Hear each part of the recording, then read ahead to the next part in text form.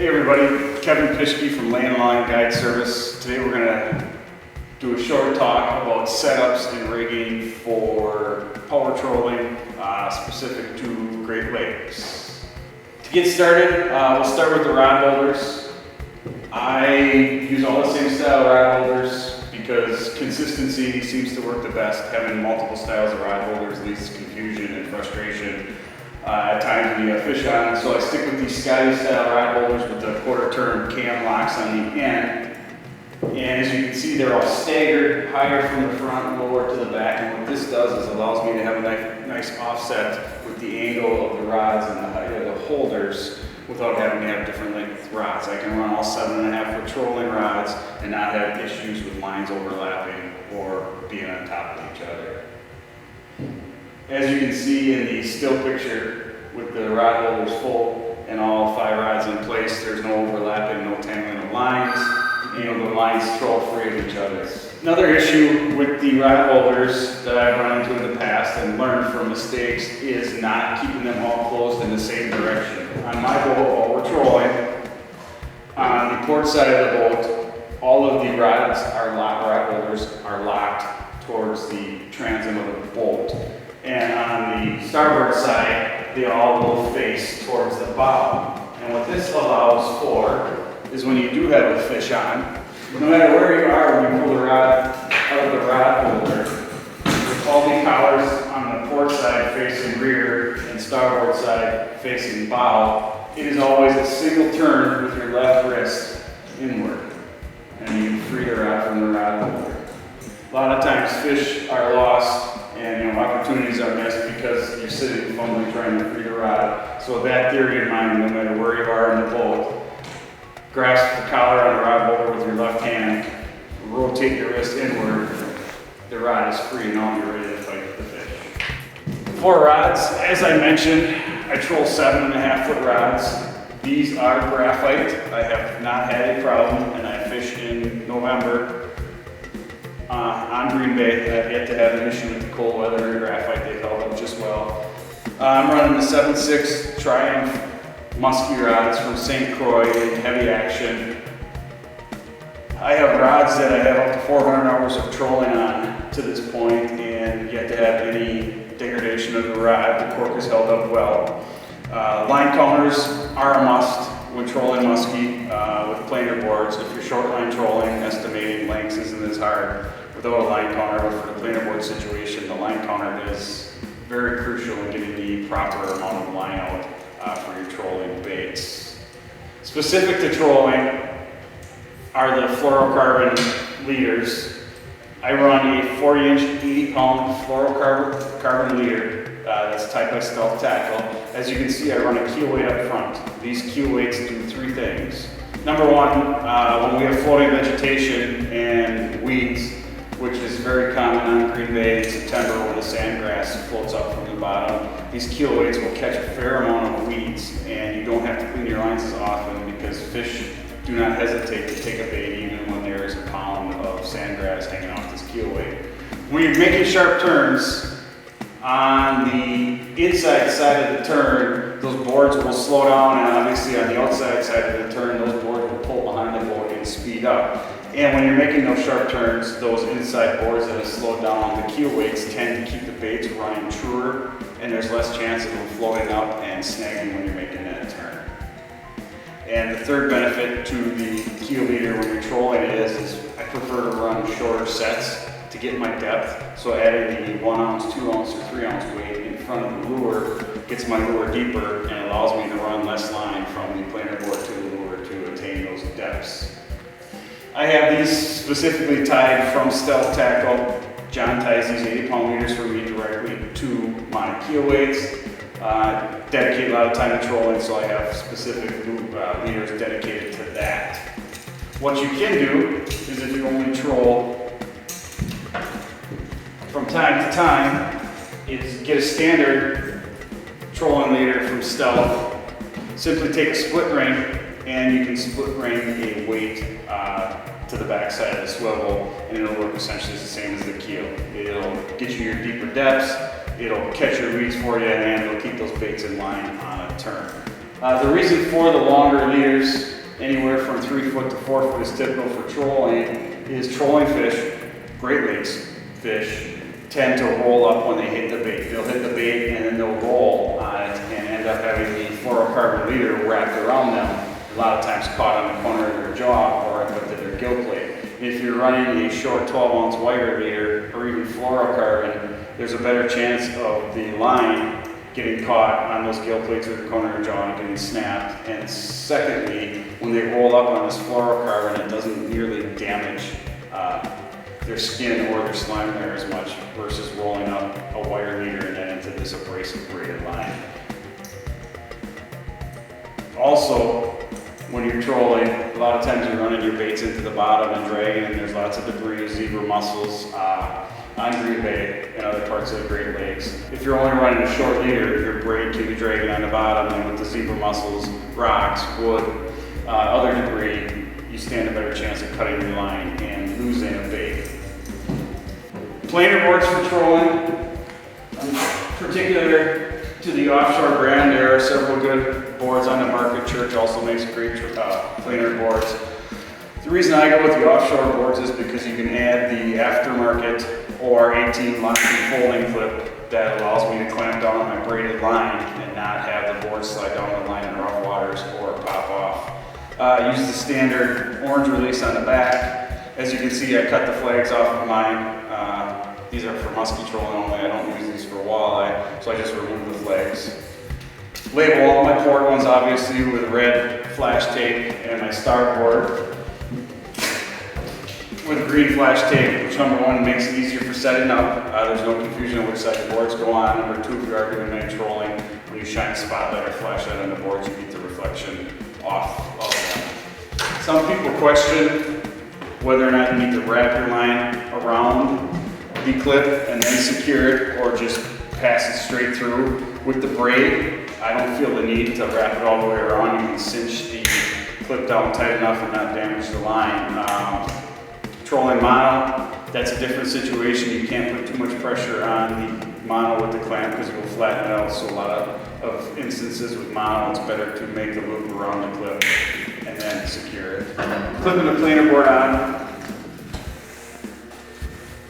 Put the line halfway through the snap it secure, double check to make sure it's tight. And I like to leave enough slack between the two clips that the back clip is at about a 45 degree angle facing off the back. This allows for when you're running waves that you don't end up popping the line out of the clip because you have it set too tight. If you have the line set too tight, one or two big waves, and that's gonna pop out. So about a 45 degree angle is gonna keep that hooked up and run the truest in deep waves.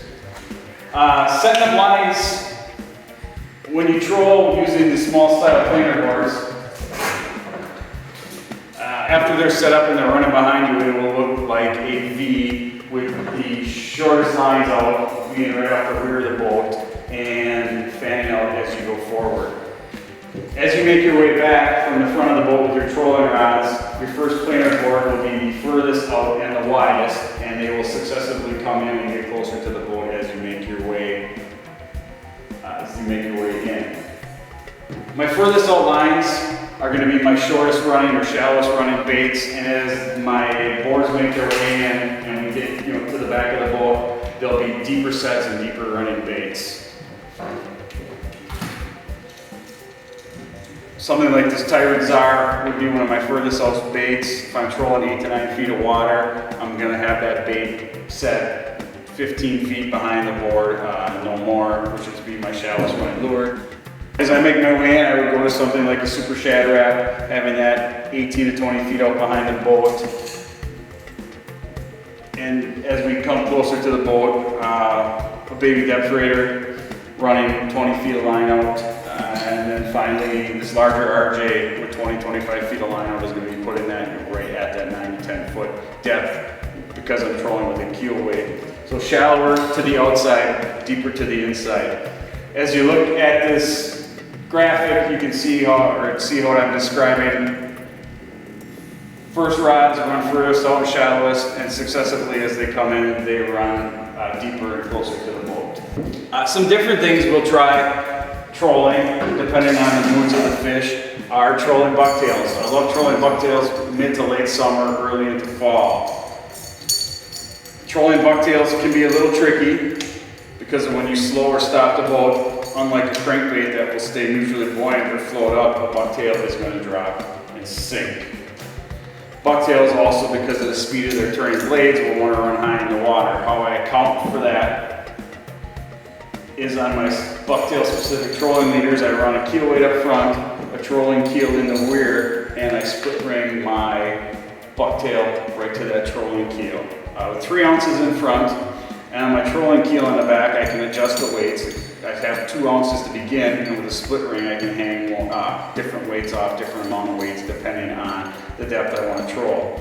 I do know from trial and error that this double 9-bladed bucktail with a 3-ounce keel, 4 ounces on the trolling keel with 18 feet of line out will run 1.5 foot below the surface of the water at 3 to 4 miles an hour. That's just something you can learn from trial and error, doing different weights, different speeds, different lines out. How I run that bucktail is that would be the last rod on the back corner of my boat on my kicker motor side. And I will put that rod in the rod holder so it's aimed down into the water. The tip is about 1 foot into the water, which will catch weeds and help the bucktail run a little cleaner. Biggest thing to remember with trolling a bucktail is if you do have a fish hit on a different line while you're trolling a bucktail, you want to get that bucktail in as quick as you can so it doesn't snag on the fish or snag up on the bottom. If you don't want to dedicate a specific lure just to trolling bucktails, same thing you can do as I said earlier. Take a standard 3 to 4 foot trolling leader, split wing a sinker on the front of the leader, and take a standard trolling keel and just clip your leader onto that trolling keel versus having it tied south. When fish are aggressive and hitting hard, it's the best time to troll a bucktail. Typically that is mid to late summer, early fall. Once the weeds start browning up, I get away from trolling the bucktails. What I will do on days when I have fish hitting short or missing fish and it seems to be a slow bite, I will take a smaller lure like this 6.5-inch Grandma with a straight leader, put about 10 to 15 feet of line out, and then I take an old sucker bobber that I ran a piece of fluorocarbon through and attached some planer board clips on. Clip that in line with a small stay-lock snap on the back, and instead of running a bucktail in a prop wash, we'll run this as the last line on the back of the boat, but I'll run it out about 150 to 200 feet to get it as my furthest bait out, trailing straight behind the boat after the prop wash is calmed down. And then I'll have who's ever in the boat with me work it like a jerk bait. Rips and paws.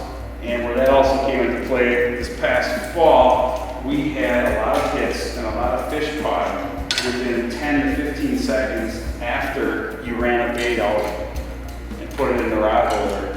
Some days it just seemed like it was a magic touch. You put a bait out, engage the reel, lock the rod in the holder, and within 10 seconds there was a fish on pull and drag. And it seems that they like that when that bait is going free back and it grabs and the action kicks in, it seems to trigger a lot of strikes.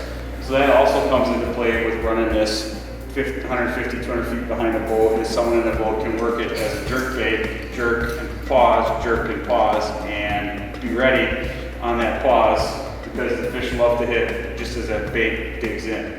So once you're set up to troll, I will run, depending on how many people are on my boat, typically 6 or 9 lines. Wisconsin Great Lakes where I'll troll 3 rods a person, so with 3 in the boat I will optimally have 9 rods out. This picture shows you what that looks like with 9 rods out, and as you can see, I like to keep the back of the boat open and clear.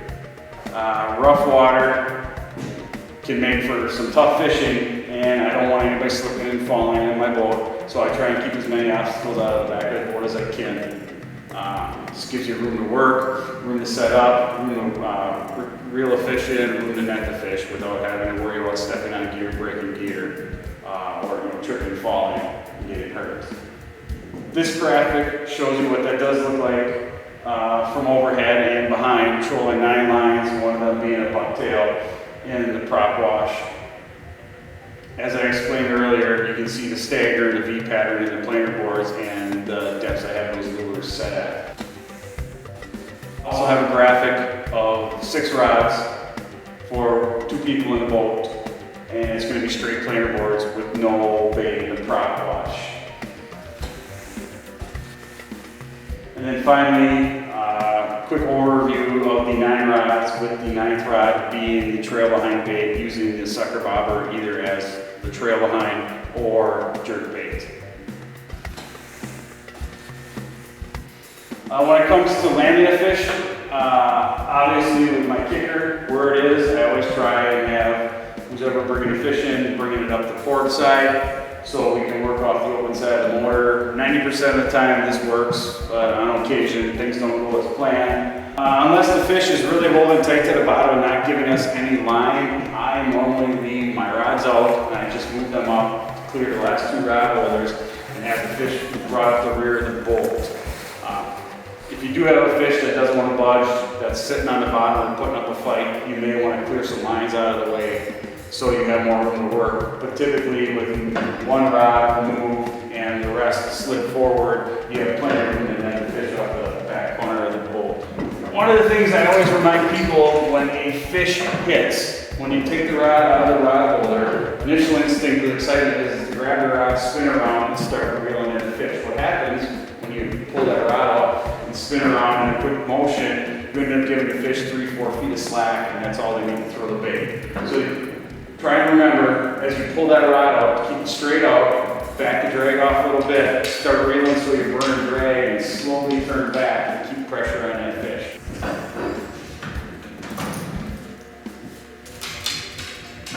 Once you have pressure on the fish, start moving backwards so you can gain a little on the fish, and once you have that fish under control, I will shut my kicker down to idle with my Troll Master and use the remote control on my Minn Kota, which has already been in the water, to steer the boat. Just enough to keep the boat moving forward, in control. All the planer boards are going to stay in formation. We're not going to have lines snagging up. We'll fight that fish, bring it up the rear of the boat, and hopefully, if everything's going well, net it off this back port corner because my kicker is on the starboard side. Good thing to remember when netting a fish this fall, I was out trolling with a good friend who went to do a little prospecting and found some new weed beds that had good pressure. Right over the top of the weed bed, 10 seconds later we got a fish on it. As we bring a fish up to the back of the boat, go to net the fish, the net bag slipped out of his finger and we had 3 feet of frayable net bag dragging behind the net before he could pull the net back in. The fish was halfway in the net, hooks got caught on the bag and the fish was hanging off the lure, off the bag of the net, 3 feet behind the boat. Luckily we were able to get the fish in the boat, as you can see in the video. Just another thing to remember is keep that net bag hooked with a finger until the fish is in and then let it pop to avoid situations like that. Nothing worse than watching a fish snap off a hook as it's hanging off of the bait hooked on the net, which we've all had happened before. This short video clip shows you textbook from start to finish, fish striking, getting the rod out of the rod holder, climb, reeling the fish in, being in position, being able to net the fish, and then also a successful release.